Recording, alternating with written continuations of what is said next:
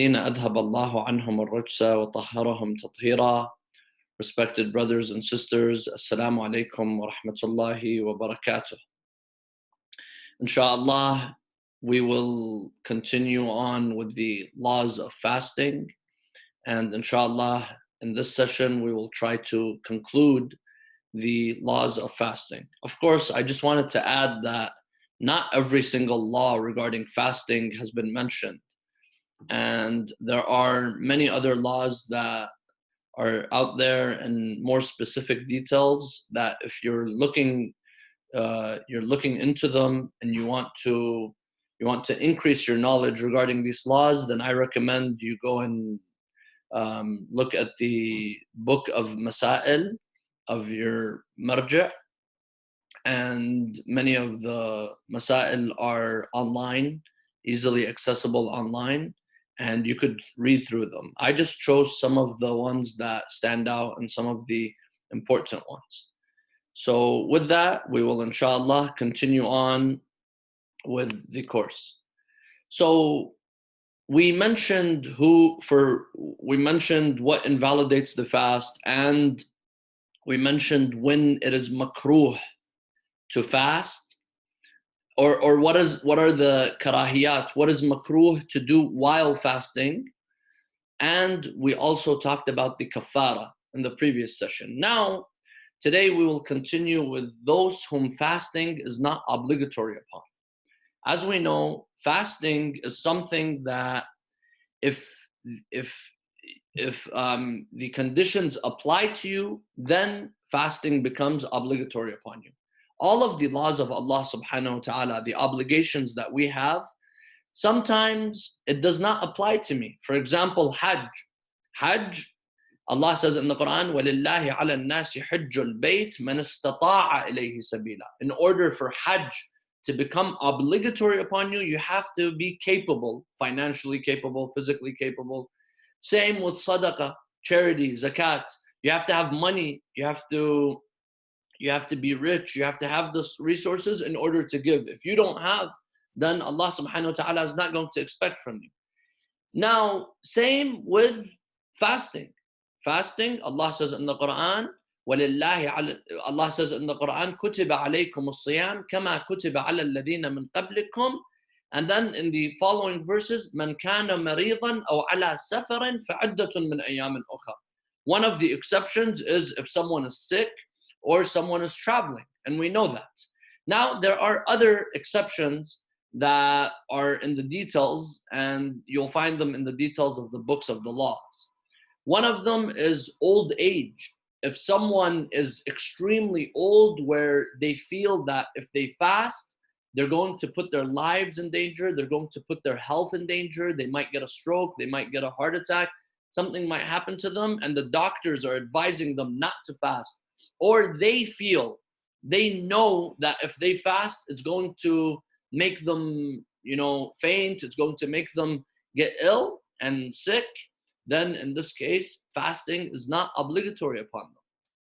So old age, or if fasting causes excessive difficulty for a person, then fasting is not obligatory. Instead, you give 1 mud, the fidya, which we said what a mud is, a 3/4 of a kilo, 750 grams of food, which is dates or rice or barley or grain or flour. You give that to a person instead of that date. Now, of course, we're going to talk about when that's given and how that's given. Say, for example, someone was old and they couldn't fast when fasting was in the summer when the days were long. However, they can bear it when the days are shorter. So say the time changed, or you go to a different country, you go to a different place, a different town, where now fasting is in the winter. Like here in the West Coast, fasting in the last few years, it's been in the summer. The days have been very long. But if you go to Australia, for example, the days are very short because they have winter over there. So if someone goes over there and they see that even though they're old, or it causes excessive difficult for them, but they can tolerate it, they can bear it the following year, then they have to fast. Or even if they had, from the time that they did not fast until the next Ramadan, if there was a time for them that they were able to make it up, then they would have to make it up. So if there's ever an opportunity for them that they can make it up, that difficulty is gone, or even because of old age and they went somewhere where they are able to fast, then they should be within a year period. Now, those who have an illness which makes them feel excessive thirst, al-utash, that's al-utash they call them. Some people, they're taking medication where they have to drink so much water and they feel thirsty. It's not the normal type of thirst. We all feel thirsty when we're fasting. This is something that is excessive thirst. There is also an exception for this person, and this is because it's an illness now, not because it's someone who's just feeling thirsty. You can't just because you're feeling thirsty. If it's diagnosed under an illness, then in this case, they would be excused from fasting. Another excuse is if someone did not fast due to old age. An explanation of what we mentioned. If someone did not fast due to old age, they're able to fast the following month. If they are, then they should make it up based on recommended precaution. So if they can make it up after the month of Ramadan, say they went somewhere else where the day was shorter, now the qada time, it's in the winter, so you could probably fast in the winter when the days are so short, then based on recommended precaution, you should make it up for the ones who are of old age. Now, fasting is not obligatory on a pregnant woman approaching the time of delivery. Al-hamil al-muqrab, meaning the lady that is towards the end of her pregnancy. If she feels, or experts are telling her and she believes what they're saying, that this fasting is going to harm her or it's going to harm her unborn child, then fasting is not obligatory upon her. Now, in this case, what she would do is she would have to give a mud of food to a poor person, 750 grams, for each day that she missed. And she must make up the fast she did not keep. So later on, she'll be able to make up the fast, whether a year passes or 2 years or whenever. Then once the excuse is lifted, after she gives birth, then now it becomes obligatory upon her to make it up. Now, a breastfeeding woman can make up the fast later if breastfeeding is the only means of feeding the child. This is also a very important issue. Say a lady, she was pregnant, she was not able to fast, but later on she's going to be breastfeeding, she's going to be feeding the child. Now here, different fuqaha, different scholars, they have different opinions. Sayyid Sistani, he's a little bit more strict with this issue. He says that based on obligatory precaution, ihtiyat wujubi, that she should fast unless her feeding the child is the only means of feeding the child. So today, a lot of people, they have other ways of feeding the child. Say for example, even back then, even before, say for example, more than one lady, they would feed a child, they would suckle a child. So if that's an option, then that would have to be an option. Or say for example, now there's formula. If there's formula, and if that's an option for you, then that would give you, for example, time to fast, and the lady could feed once or twice. She wouldn't need to feed so much where she would feel that her milk supply would get less. So this is, at the end of the day, I know some women, they say that, yes, but this might have a long-term effect on the health of the child. If that would cause haraj and that would cause extensive harm, and she feels that it causes extensive harm to herself and to her child, then this is an issue of obligatory precaution. She could go and follow the next in line, marja', someone who she believes is the second a'lam, the second most knowledgeable person after Sayyid Sistani. And if that person allows, then she would just follow that person in that scenario. Now, we said when it's not obligatory. When it's not obligatory, that means fasting is not wajib. You should not fast. But sometimes it becomes forbidden.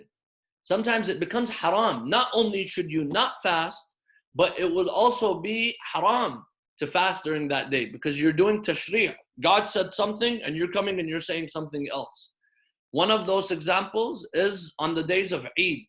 We have, of course, two Eids that fasting is haram on. The Eid al-Fitr and Eid al-Adha. Eid al-Fitr is the 1st of Shawwal and Eid al-Adha is the 10th of the Hijjah, and that's the Eid of the Hajj. So those days, it is haram. It is forbidden to be fasting for all Muslims, whoever you are. Rasulullah would not fast. The Imams would not fast. Even people that fast their whole year, those 2 days, they cannot fast. Now, what about the other Eids, like Eid al-Ghadir, Jum'ah is a Eid. Those days, you are allowed to fast in those days. It's just these 2 days, these two Eids, Eid al-Fitr and Eid al-Adha, where it is forbidden to fast during those days. Now, also another day, another circumstance when it would become haram is if a recommended fast of a woman conflicts with the conjugal rights of her husband. And when we say the conjugal rights, is the haqq al-firash, the right of intercourse with her husband. If that conflicts with it, if that would conflict with it because of her fasting, then she cannot fast in that scenario. Also, an unassigned obligatory day. For example, she made a vow to fast, but did not assign the day. So she did a nidhr to fast 1 day out of this month, and she did not assign the day. So she didn't make it wajib on that day. For example, she didn't say this particular Friday, for example. She just said any day. It wasn't assigned. If that day that was not assigned, she chose to fast on that day, and it conflicts with her husband's rights, the conjugal rights of her husband, then the fast is invalid and it does not fulfill the vow. So she would have to do it another day. So this is regarding the conjugal rights of the husband. And furthermore, scholars, they go further. They say the recommended precaution is that she should not keep a recommended fast without the consent of the husband. So Allah subhanahu wa ta'ala wants us to maintain our family. Say, for example, the family is all getting together and they want to eat, they want to have a barbecue, whatever it is, they want to enjoy time together. And she says, I want to fast today. It's a recommended fast. It's Rajab, Sha'ban, whenever it is. It's recommended. It's not haram if she does, even if it doesn't conflict with the conjugal rights of the husband. But if it would conflict with the conjugal rights of the husband, then that's a different issue. It would become haram. However, it's a recommended precaution in this case that she would consent the husband, and the husband should also consent the wife so that they do it together. Because the whole purpose of fasting is to seek nearness to Allah subhanahu wa ta'ala. And by seeking nearness to Allah subhanahu wa ta'ala, we have to respect the rights of those around us, the spouses with one another. So this is the wife should seek the consent of the husband regarding this issue. Now, if a recommended fast for a child, now we move on to the child. If a child is fasting, and the child is allowed to fast, say the child is not baligh yet, 8, 9, 10, whatever that age for the boys, for the girls a little bit younger, they want to fast. But the parents, they come and say, no, you know what? I don't want you to fast. I feel sick. I feel that you're going to get sick. I'm worried for you. Here, scholars say it is unlawful for the child to continue fasting. So the parents, they have the right to tell their children not to fast. And it would become haram upon their children to fast. And if fasting causes significant harm to the parents, this time it's to the individual. So we talked about the child. Now, if fasting causes significant harm to a person, so say, for example, I feel that if I'm going to fast, I'm going to fall ill. Not I'm going to get weak, I'm going to get a headache and this and that. No. It's something that is out of the ordinary, something that is not normal, not what normally everyone who's fasting feels. If you feel, for example, you're going to get diabetes, if you feel that you're going to get a stroke, if you feel that something is going to happen to you and you are certain about that, then in this case, you don't fast. And you preserve your life and then you make up the fast later. But every single person, they determine the harm for themselves. A lot of people, they come and they they call the Sayyid, they call the scholars, and they tell them their circumstances. The scholars, they say, you're the one who determines what, you know yourself better than anyone else. So if you feel that fasting is going to be harmful for you, and you know that, then you should not fast. If the doctor is telling you it's not harmful for you, and you feel, you know that it's harmful for you, also in this case you don't fast. If the other way around, if the doctor is telling you, if you feel that you're okay, you can fast, and the doctor is telling you, is recommended you not to fast, but you know that you can fast, then you go on with what you feel. But it's always good to take the advice of doctors and others, but at the end of the day, it's how you feel and you determine for yourself. So recently, yesterday or 2 days ago, a new fatwa came out by Sayyid Sistani, and you could find it on the website of Sayyid Sistani, regarding coronavirus. And he's basically saying the same thing. He's saying that if you feel that even if you're protecting yourself, you're wearing a mask and you're secluding yourself and all of that, and you feel that you are certain that you're going to get sick if you're fasting, then in this case, don't fast. But you make the judgment. You make the judgment call, and fasting is not an issue of, someone else monitoring us. Allah subhanahu wa ta'ala makes you monitor yourself. Otherwise, people who are fasting, they could go and open the fridge when no one's looking and they could eat. The issue is about having self-control. The issue is about having taqwa, and you controlling yourself, and you knowing what's best for you. But if you have certainty that you're going to get sick, then here you can break the fast according to the fatwa of the scholars, Sayyid Sistani, Shubayr Zanjani, and I believe more scholars will as time gets closer to the month of Ramadan, they will probably be saying the same thing. It's not something specific regarding the coronavirus. It's a general statement. If you know that you're going to fall ill because of fasting, then in this case, you should not fast. But we're not talking about normal, just feeling fatigue and feeling tired. We're talking about someone who's seriously falling ill, and experts are telling him that, or her, that you are going to fall ill as a result of fasting, not as a result of exhausting yourself at work or doing something else, as a result of fasting itself. So if someone who believes that fasting does not harm his fast, they fast, and after Maghrib they find out that fasting has caused significant harm, here, then based on obligatory precaution, they must make it up. So here, because Allah says that the person who's sick, fasting is not even wajib upon you on that day. So you can't fast. You would have to make it up. Just like if you're traveling, you can't say, you know what, I'm traveling, or I'm sick, but I'm not that sick. I could fast. Of course, sickness has levels. So say, for example, you have a flu, then you could go ahead and fast if it's not going to cause you serious harm. But say, for example, you have heart issues, you have diabetes, and you're going to faint as a result of fasting, then fasting is not even obligatory. So if someone believes that fasting does not harm them, but later on, towards the end of the day, or even after Maghrib, they realize that they got sick as a result of that particular fast, then they have to make up that day. So this is something to think about. Now, there are recommended mustahab fasts, recommended days to fast. In general, fasting any day of the year, except the forbidden days, the 2 forbidden days, that is a recommended day to fast. And then there are specific recommended days of fasting. Scholars have pointed out, based on hadith, the first and the last Thursday of each Islamic month. Whenever we say month, we mean the Islamic month.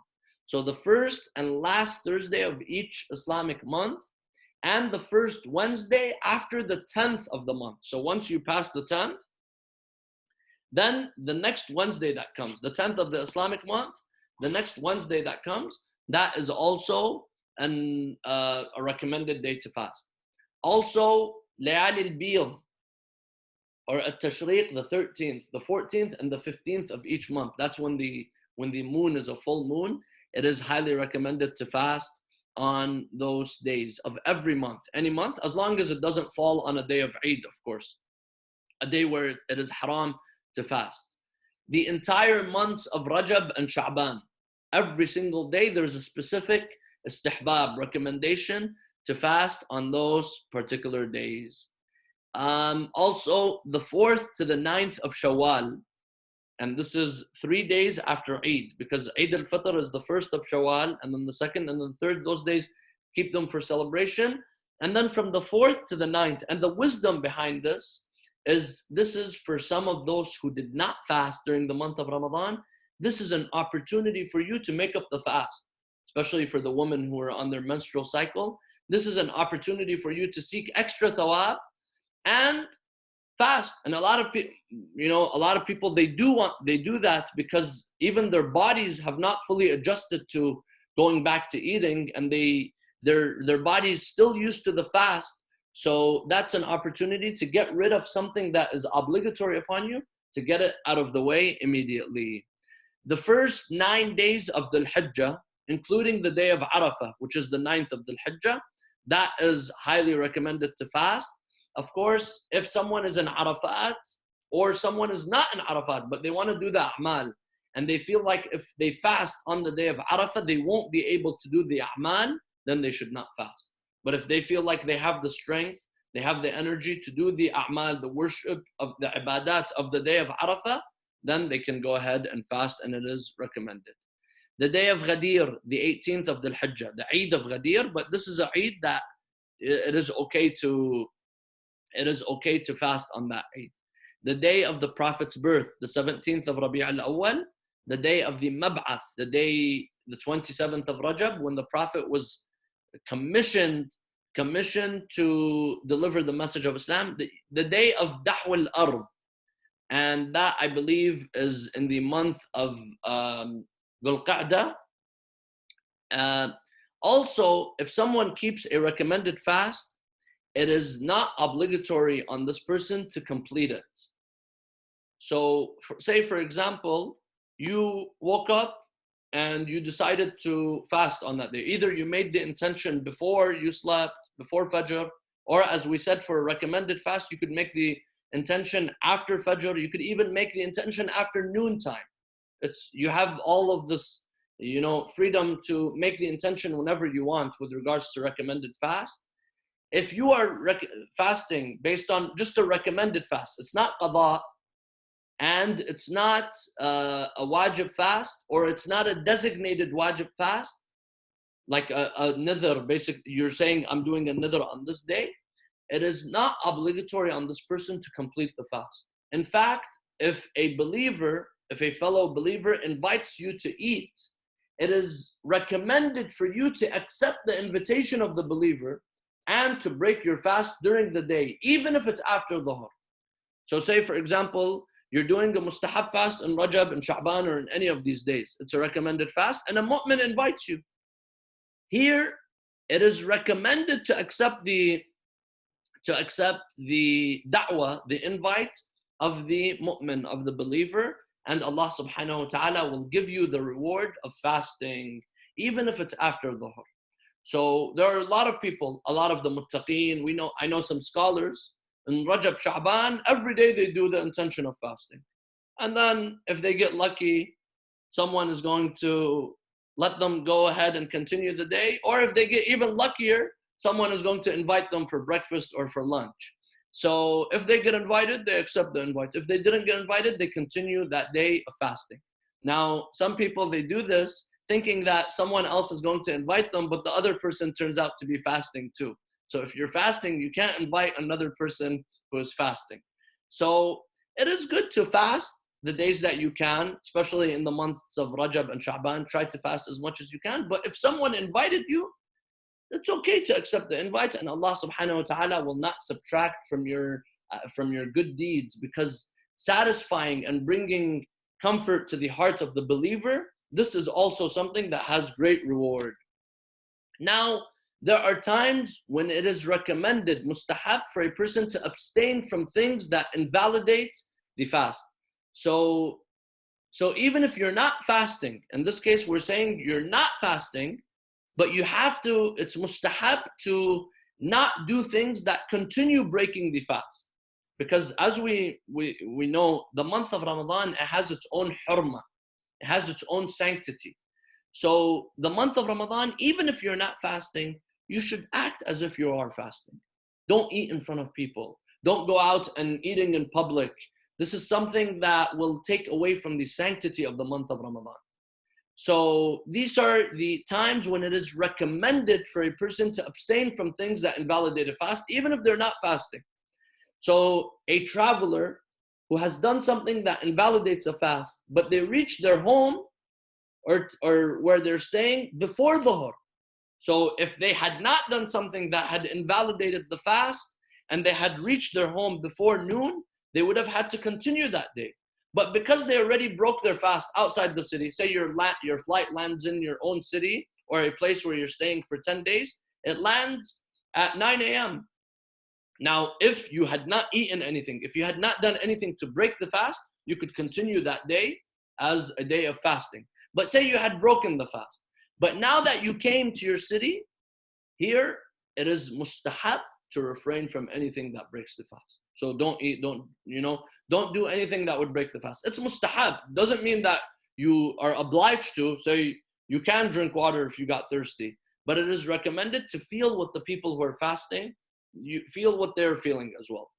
Similarly, a traveler who after Dhuhr they reach their hometown or a place where he intends to stay for 10 days, also if you reached afternoon, you know that you can't fast for that day because you already landed afternoon, you should also, it won't be counted as a day of fasting, of course, but it's mustahab to abstain from things that invalidate the fast, and Allah will reward you for that. But you would have to make it up, of course. Now, also a sick person who gets better after Dhuhr. Say you were sick, but then after Dhuhr you feel totally okay and the doctor said you could fast. But you had already broken your fast. Now it's mustahab to also not do anything which would break the fast. Similarly, if he gets better before Dhuhr and has done something that invalidates a fast, and in case he has not done anything that invalidates a fast, then based on obligatory precaution, he must fast on that day. So if you have not done anything, and he has not done anything that invalidates a fast, then based on obligatory precaution, he must fast on that day. So that day becomes a day of fasting. Now, a woman whose hayd or nifas stops during the day. So as we know, a lady who's in the hayd or in the nifas, she could go and eat. Of course, it is also, she shouldn't eat in front of people. She could go, somewhere where to keep the sanctity of the month of Ramadan. But say, for example, the nifas or the hayd stopped in the middle of the day. Now she's perfectly healthy. There's nothing wrong with it. There's nothing wrong with fasting. She has the energy, but she can't fast that day because her period continued into the day of that particular day of fasting. However, it is recommended to act as if she is fasting and refrain from anything which would invalidate the fast, but she would have to also make it up. Someone who becomes Muslim during the day and they had already broken the fast. So say someone broke their fast and then they became a Muslim. Someone who's a non-Muslim, they became Muslim in noon on the day of Ramadan. Act as if that day you're fasting and refrain from anything. It is recommended for a fasting person to perform Maghrib and Isha prayers before breaking the fast. So before you break the fast, it is mustahab to do the Maghrib and the Isha prayers. However, if someone is waiting for you, or you're drawn to the food, you're so hungry that you can't even think, you can't even concentrate in your prayer. You're standing in the mihrab, you're praying to God, but your heart is where the soup is and where the dates are. It is better that this person breaks their fast if you can't concentrate or there are other people waiting for you. However, as much as you possibly can, you should perform the prayers within the prime time. Waqt al-fadila. Waqt al-fadila is about, the first 10, 15, 20 minutes of the prayer time. That's waqt al-fadila. That's the time that the reward is the highest. As far as you get away, even if it's not qadaya, as far as you get away from the time of the prayer, the reward will get less. Waqt al-fadila is the first few minutes, 15, 10, 20 minutes of the of the prayer time, that's the time to pray. A lot of people, they say, yeah, you know what? There are people waiting for me, or I'm really hungry. I won't be able to concentrate in my prayer. And then they go and they eat. And then they say, okay, I'm tired right now. And then they go lay down and they start watching a movie. And then they do this and do that. And then they remember, I haven't prayed yet. So we have to make sure that prayer is, we do not neglect prayer. Some people, they fast in Ramadan, but they don't pray. So this is something that we have to keep in mind. However, it is recommended to perform the Maghrib and Isha prayer before, but if there's someone waiting for you or you can't, then in this case, go and eat and then come back and pray as soon as possible. Now, here are some other issues when concluding this topic and this discussion. Fasting must be made up for anyone who missed the fast within a year. So if someone missed the fast, they were traveling or they were sick, you have a whole year to make up the fast. And you have to make it up. It's just like salah. If you missed your salah, you have to make up your salah. You have to make up the fasting. Some people, they die and they have days that they did not make up. Someone is going to have to make that up for them. So this is something that we will be held accountable for on the Day of Judgment. Now, if 1 year passed and you did not make up the fast, you pay the fidya, which is 750 grams of food, which is the mud. You pay the fidya. If 1 year passed and you did not make it up and you were able to make it up, you have to pay the fidya and you have to make it up. Now, we're not talking about someone who intentionally broke the fast. For that case, they would have to pay the kafara as well. They would have to do the kafara, which we mentioned what it is: freeing the slave, or fasting for 2 consecutive months, or feeding 60 masakin. Now, if someone was sick during the month of Ramadan, and then they remained sick for a whole year they were not able to make it up, then in this case, they only pay the fidya and they do not need to make up the fast. So if someone, for example, they have a terminal illness, they have diabetes, they have something that they can't fast, and they're not going to be able to fast after, or even if the day is shorter, wherever they go, then in this case, they only pay the fidya, the 750 grams, but they wait a year. They wait a year until they see that they could not make up those days, then they would pay the fidya. Because there's a chance that you heal, there's a chance that you get better, and you are able to. And if you do heal and you do get better, then you have to make it up within a year. But if 1 year passes and you did not heal, then you don't need to make up the fast. The yasqat al-wujub, that's it. You have 1 year, that 1 year period. If you did not make it up, you only pay. Now, the fidya is paid after 1 year of not being able to fast. Of course, women cannot fast while on the menstrual cycle or the menstrual cycle, not the istihada. I'm sorry, I wrote istihada here. On the menstrual cycle or the nifas. The istihada, they have to fast during the istihada. So please, I'm going to change this later on, but please do not just read that. It's women cannot fast while on the menstrual cycle or on the nifas. During the istihada, they do have to pray and they do have to fast, depending on what type of istihada it is. So there's a typo there. The maximum cycle of istihada or nifas is 10 days. Some women, they give birth and they say, I have 40 days of nifas. This is a cultural thing. 40 days has no significance. Yes, it takes you 40 days to rest, to regain your power. However, the 10 days of the 10 days after the birth of seeing blood, that is considered the nifas. After that, it is not nifas anymore. Now, it could go into another hayd, or it could be in an istihada. So it depends on the scenario.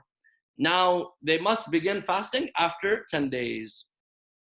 Now, if the cycle begins during the day of fasting, fast becomes invalid and she must make up that day. So say, for example, her period began after Fajr, or it began at noon, or it even began a few minutes before Maghrib. She was fasting the whole day, but a few minutes before Maghrib, she got her monthly cycle, her period.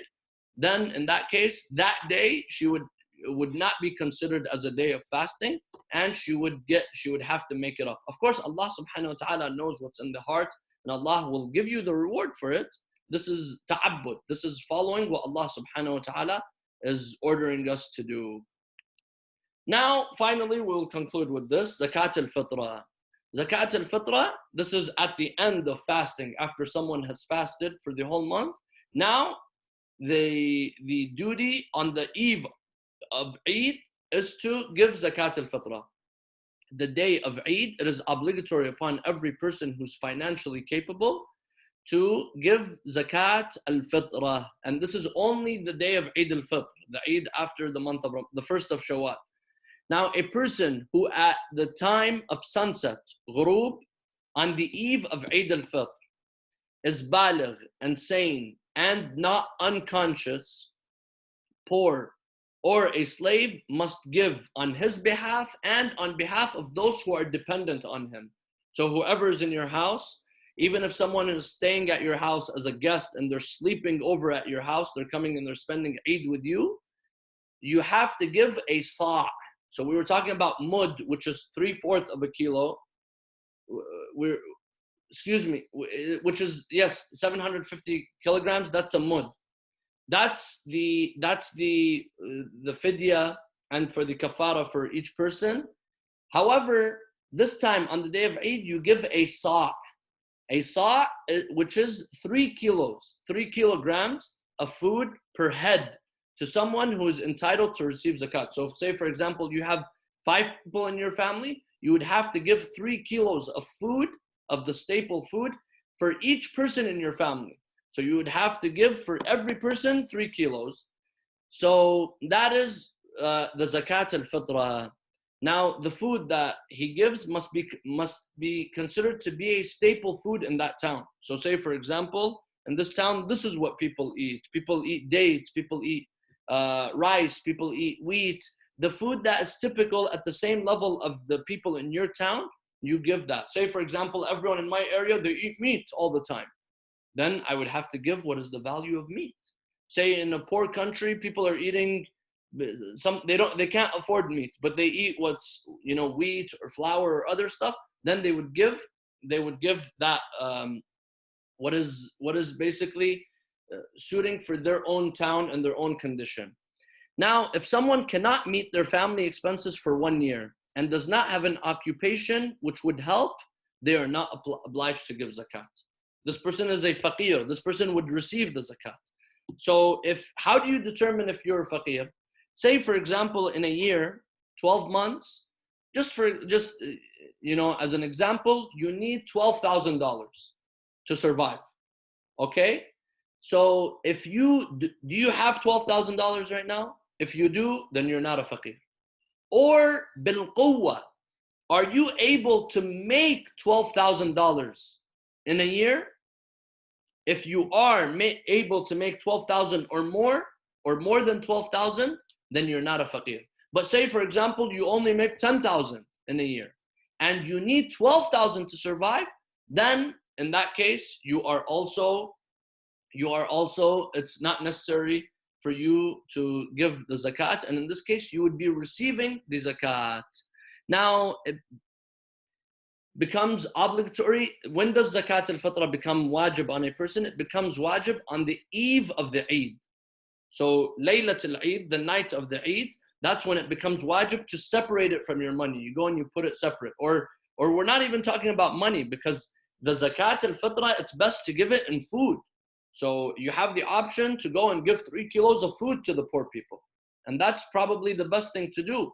If you're giving money, you should know you're giving money in place of the food.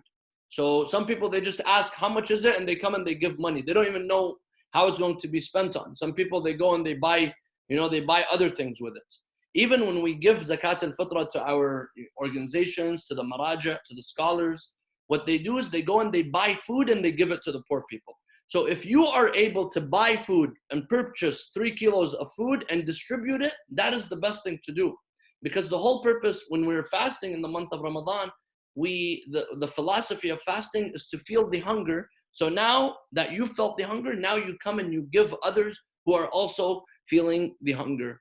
Now, of course, you are allowed, scholars say that you are allowed to give it before the day of Eid.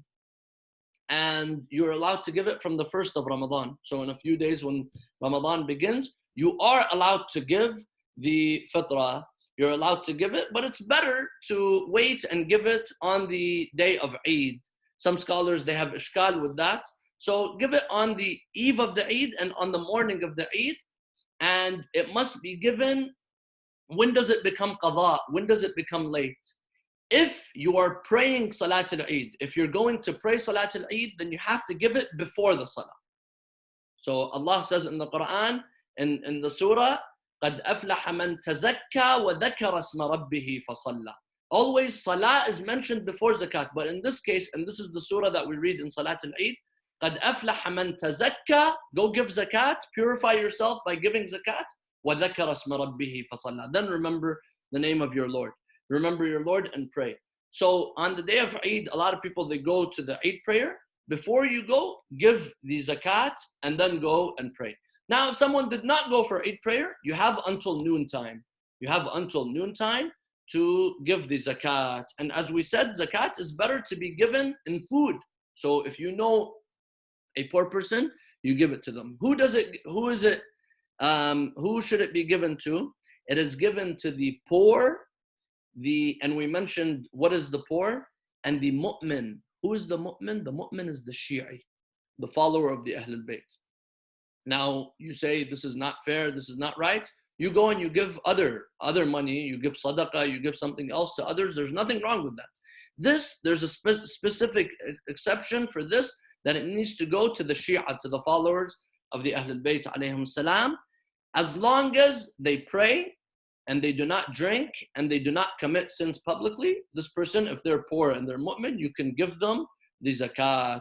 So you don't need to go and give it in the box in the masjid, or you go and you give it. If you know someone who is poor, you could go and you give it to that person, and that is the best thing to do. Because giving sadaqah, sometimes you feel when you're giving it to someone who's in need, this has its own different feeling. So, of course, you see that in the mosques, they put the Sayyid box or the non-Sayyid box. Why? It's because the Sayyid, it's haram for a Sayyid to take sadaqah, the wajib sadaqah, not the mustahab sadaqah. To take the wajib, the obligatory sadaqah, which is, in this case, this is it, zakat al-fitra. It's haram for a Sayyid to take from the non-Sayyid. Sayyids, they take, the saham sada of the khums, or you give a gift, you give another way. So a Sayyid can give a non-Sayyid. A Sayyid can give a Sayyid, but a non-Sayyid cannot give a Sayyid. So the non-Sayyid has to give to non-Sayyid, and the Sayyid could give to a Sayyid. And Sayyid is anyone who's from the descendants of Bani Hashim, from the descendants of Rasulullah, the descendants of Bani Hashim, that this person is considered a Sayyid. Now, also another very important issue, the zakat, the food, or the money cannot be taken out of your town. Scholars say that this money should be spent in your town. Say you live in a particular area, you go and you give it in that area. You have to go and make sure that the poor people in that area are all fed. Then if there are no poor people in that area, then you can go and give it outside of your area. But this is something very important. You have to make sure that you feed the needy people that are close to you. Even some of us, we have family probably overseas and other places. You have to, this zakat, there's a specific exception to this. The specific rule for this is that it has to be spent in your local area, and it should not be taken out unless you know that there are no poor people, or we already gave to the people in this area, then you can take it out.